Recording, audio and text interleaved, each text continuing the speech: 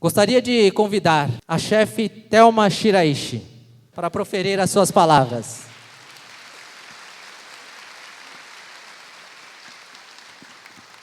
Só um parênteses, por uma questão de saúde, tivemos hoje a informação quase na hora do almoço, da impossibilidade da Chieko Aoki participar desse evento.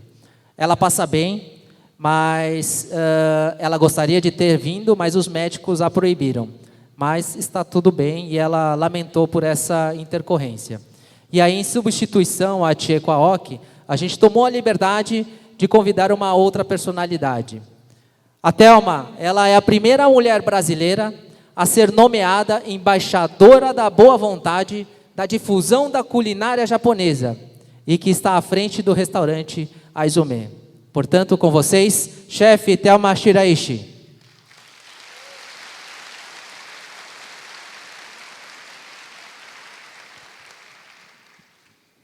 Obrigada a todos, boa noite. Agradeço a oportunidade, é uma honra estar aqui falando nesse painel sobre os legados, sobre a dança Nikkei, contar um pouco da minha vivência, dos meus valores, da minha história. É uma honra e uma grande responsabilidade estar aqui substituindo a senhora Chieko Aoki, que para mim é uma grande referência. Quando a gente fala sobre personalidade que se destaca, ainda mais no cenário Nikkei, no cenário empresarial, e como exemplo de mulher, de força, de empreendedorismo, de realização, com certeza a minha referência é a senhora Chieko Aoki.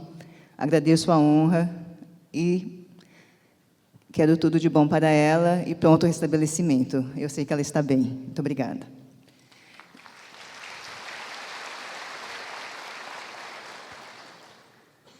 Bom, eu sou chefe de cozinha do restaurante Aizume. Já temos o restaurante há 12 anos. Recentemente fui nomeada embaixadora para a difusão da gastronomia japonesa aqui no Brasil. Uma grande honra também, uma grande responsabilidade. E pediram para eu contar um pouco sobre o que seriam esses valores, o que seriam todos esses conceitos Nikkeis, que eu herdei dos meus antepassados e que fizeram sentido na minha trajetória, que fizeram a minha história. E eu tive que pensar muito, tive que resgatar. Foi realmente um exercício, que nem o professor falou, um exercício de identificação, um exercício de realmente nomear esses elementos, esses conceitos e amarrar tudo. E foi um ótimo exercício, porque às vezes realmente a gente não se dá conta. É tudo muito intrínseco, está ali, está no subconsciente, mas a partir do momento que você faz essas conexões, você realmente se encontra. E isso para mim foi muito forte.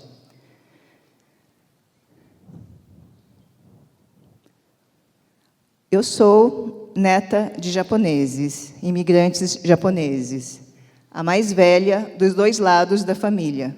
Então, a neta mais velha por parte de pai, a neta mais velha por parte de mãe.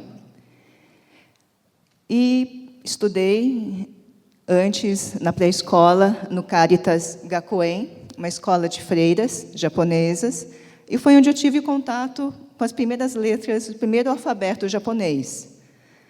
Mas eu não tive contato, eu não cresci dentro da cultura japonesa ou inserida em uma comunidade. Assim que eu completei 10 anos, meu pai, que era gerente de banco do Banespa, no Largo da Batata, decidiu mudar para o interior. Eu acho que depois de sofrer assalto ali, cansou de São Paulo, da cidade grande, da violência, e a gente se mudou para Paraibuna. Alguém já ouviu falar dessa cidadezinha? Bem pequenininha, na época acho que tinha 14 mil habitantes, bem ali no Vale do Paraíba, antes de você tropeçar, descer a serra para Caraguatatuba. E eu cresci literalmente no meio do mato, sem nenhum contato com comunidade japonesa ou o que fosse.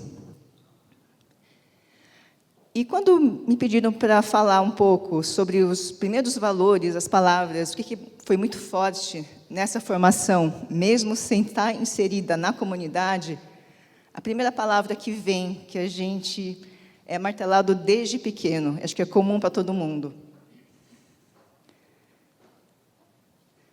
Motainai. Isso é muito forte. Mas eu depois fui perceber por que o conceito do Motainai. Meus avós vieram, como todo imigrante, numa condição muito sofrida. Chegaram aqui, foram direto para a roça, para o interior. Meus pais tiveram também uma história de muito trabalho, de sacrifício. Os dois eram os mais velhos também de cada família. Tiveram que largar os estudos para cuidar dos irmãos, para poder dar condições para os irmãos mais novos, ajudar os meus avós no trabalho, em casa, na roça. E esse conceito de Motainai, né, não pode deixar comida no prato, não pode deixar nenhum grãozinho de arroz. Não vamos desperdiçar, vamos guardar, vamos cuidar do que a gente tem, vamos valorizar. Então, faz muito sentido, não só nesse contexto dessa história sofrida dos imigrantes, né, de quem teve que se inserir e batalhar o seu lugar ao sol numa terra nova, mas também quando eu fui pensar depois no contexto do Japão, um país pequeno, formado por várias ilhas, com um terreno muito acidentado, montanha de um lado, um litoral super recortado de outro, poucas terras cultiváveis, e foi por isso que deu início às ondas de imigração, porque o Japão, após um boom populacional, não tinha como alimentar tanta gente. E outra, os japoneses estão acostumados a ter as estações muito demarcadas. Então, você sabe, quando chega o inverno, não tem comida, se você não guardou, se você não preservou, se você não conseguiu guardar e prever isso no inverno, você ia passar fome. Né? Os recursos são escassos. Então, Motainai é um conceito muito forte, mas, hoje em dia, passado todos esses desafios, faz sentido quando a gente pensa também agora em sustentabilidade. Todo mundo já ouviu falar no conceito dos 3 R's, reduzir, reciclar, reutilizar, que é embasado no Motainai. Quando a gente olha para o futuro, isso faz muito sentido. A gente tem que aprender a viver com menos, a reutilizar, a ser menos consumista, a impactar menos o nosso meio ambiente, o nosso mundo e as nossas gerações futuras.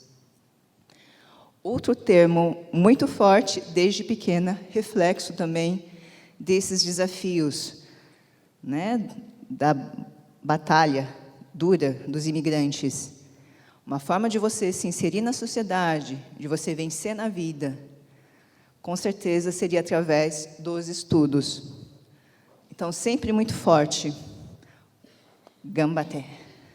Vamos nos esforçar, vamos nos dedicar, não vamos esmorecer.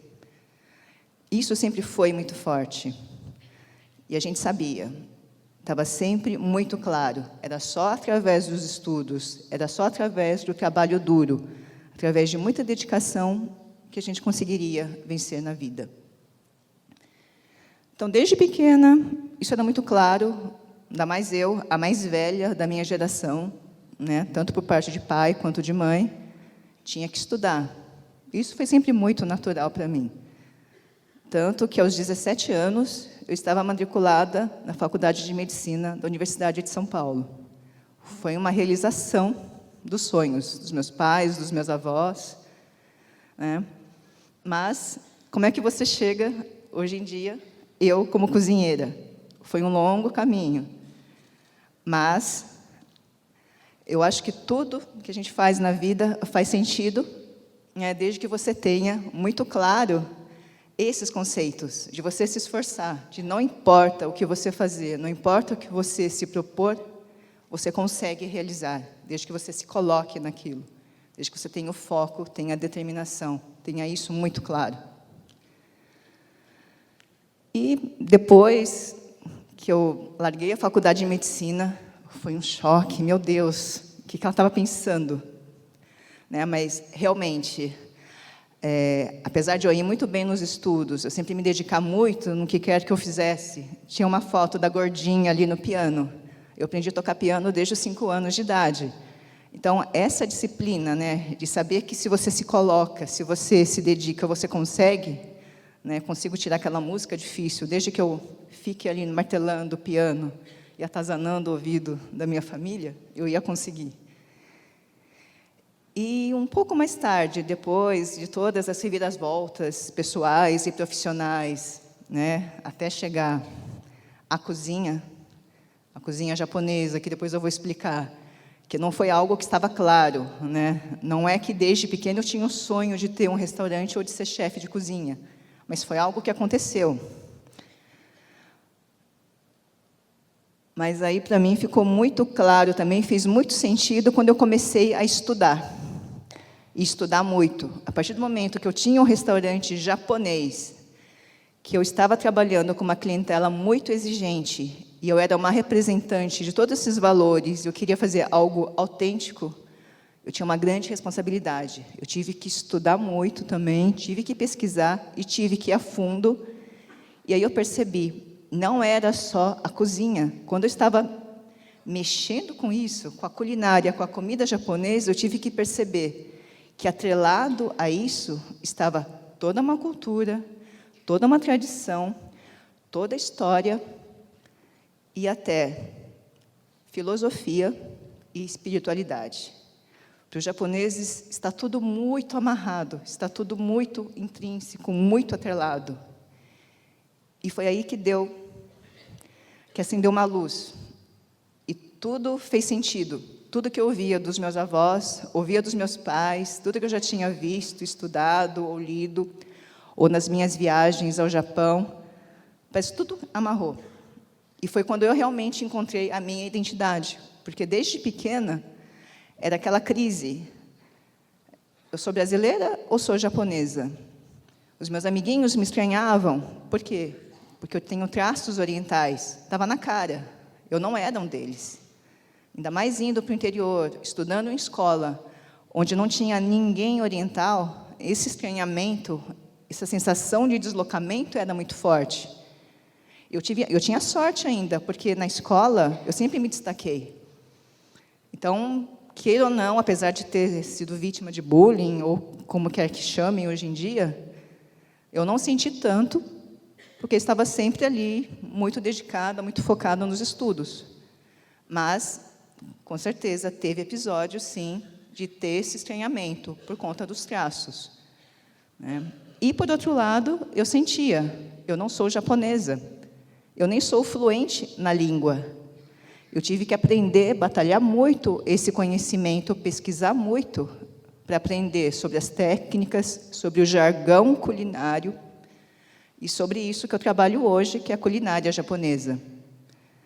Mas, por outro lado, esse fato de eu também não ser totalmente inserida, talvez, na cultura, na língua japonesa, permitiu também que, através desses estudos, dessa pesquisa, eu conseguisse traduzir, talvez, de forma mais fácil, mais acessível, aquelas pessoas que me procuram para saber sobre a culinária, sobre a cultura, sobre tudo que a gente faz no restaurante e que envolve, né, tudo que está ali além do prato, além do alimento. E uma das coisas que me chamaram a atenção foi o caminho, o do. E, na verdade, uma das portas de entrada mais fáceis, mais acessíveis da cultura japonesa é através dos dos, as artes marciais. Meu avô era judoca, meu outro avô já foi treinador de beisebol, inclusive em Atibaia. Eu sei que o time dele, Mirim, ganhou grandes campeonatos. Então, ele era treinador de Yakyu, jogava go. Meu outro avô também, os dois sempre tiveram pequenos comércios. Um jogava shogi, outro jogava go, o outro estava sempre fazendo contas ali no soroban. Então, tudo foi sendo amarrado, tudo ali, dando referências fortes. E quando a gente fala de caminho, não só nas artes marciais, mas nas artes tradicionais japonesas, eu comecei a ir atrás disso também. Então, ikebana, a arte das flores, a arte da cerimônia do chá, a Shodo, a arte da caligrafia. Cada um é um do, cada um é um caminho. E cada um é muito bem delimitado por uma série de princípios, uma série de regras ou filosofia que dizem respeito, virtude, justiça, respeito, sabedoria, coração, bondade ou kokorô. Então, é uma série de princípios que, na verdade, te guiam pelo caminho e, no final, não importa o que você faça, levam ao aprimoramento pessoal. Eu, particularmente, acabei escolhendo o caminho da culinária, se é que isso pode ser considerado um caminho, mas foi onde eu encontrei o meu o meu caminho. E isso, para mim, fez muito sentido, quando você pensa na questão da disciplina, da dedicação, da entrega, né, de tudo que você tem, de comprometimento. Acho que isso é muito forte, isso está muito implícito quando a gente pensa nisso, na cultura, no legado. E também a gente percebe que não é só nas coisas grandiosas. Os japoneses também têm outro conceito muito interessante. Eles não diferenciam arte de artesanato. Então, tudo que você faz, tudo que você consegue se colocar, tudo que você põe energia, põe o seu talento, você se expressa, é uma forma de arte. Com certeza. Coisas grandes ou coisas pequenas. Arranjar uma flor, desenhar uma letra, tudo é uma forma de arte. Coisas grandes e coisas pequenas. Você pode encontrar o belo, pode encontrar o grande, pode encontrar o universo inteiro nos pequenos gestos. Então, em cada momento, em cada pequeno gesto, você tem muito significado. Isso é particularmente forte na cerimônia do chá. Tem um princípio muito bonito que eu aprendi também estudando na cerimônia do chá, que é Ichigo Ichie, ou cada encontro é único. E nisso está a raiz do omotenashi, algo que eu pratico muito no dia a dia, no restaurante. A arte da hospitalidade, de você receber bem, de você se colocar, de pensar no outro, né, e fazer com o coração, de você servir com o coração. E, a partir do momento que eu encontrei o meu caminho, o meu ficou muito fácil também encontrar o meu Ikigai. Todo mundo já ouviu falar sobre esse termo, o Ikigai. Seria o sentido da vida, aquilo que motiva a gente, que nos leva adiante. E, como eu falei, não precisa ser coisas grandiosas, mas você pode achar o seu Ikigai nas pequenas coisas. Eu tive minha fase mãe. O meu Ikigai, naquela época, era cuidar da minha filha. E eu me encontrava naquilo. E mesmo quando eu estou cozinhando, né, pode ser uma grande refeição, pode ser um banquete super especial para o senhor cônsul, para convidados especiais, ou pode ser uma refeição em casa. Cada pequena ação tem que vir carregada de emoção, de intenção. Você pode ressignificar cada pequeno gesto no dia a dia, desde que você faça com o coração, desde que você se coloque naquilo. Aqui tem um diagrama que explica um pouco sobre Ikigai, né? Que você encontrar o seu chamado, a sua paixão, o seu propósito, e isso ir de encontro aos seus valores, e com você ser verdadeiro com você mesmo, você ter o sentimento, né, de estar pleno, de levar uma vida com significado. E muito disso eu percebi nesse meu trabalho, e inclusive aqui, vendo todo mundo aqui hoje, é muito forte o senso de comunidade também. Então, eu acho muito oportuno também, quando a gente fala, a gente tem esse debate, a gente tem essa conversa, quando a gente está falando sobre identidade, sobre valores, né, o que une a gente, o que traz essa união e dá ensejo ao senso de comunidade. Comunidade é algo muito forte também e muito bonito. Então, queria parabenizar o projeto, né, a esses jovens que estão aí lutando para resgatar esses valores e dar esse direcionamento para a gente. E, por fim, talvez um dos conceitos mais importantes que eu trago comigo, que eu consegui realmente nomear, e quando você nomeia uma coisa, você internaliza, você entende, você traz aquilo para você, chama de seu. Quando eu realmente entendi esse conceito. Kancha, o sentimento de gratidão. Então, o sentimento de gratidão, seja pelas pequenas dádivas do dia a dia, né? Gratidão pelos nossos antepassados e gratidão pela vida. Eu acho que eu sou muito afortunada, tenho muita sorte e sou muito grata, porque eu posso unir o melhor de dois mundos. O Japão, do outro lado do mundo, e o Brasil, aqui e agora, com vocês. Muito obrigada.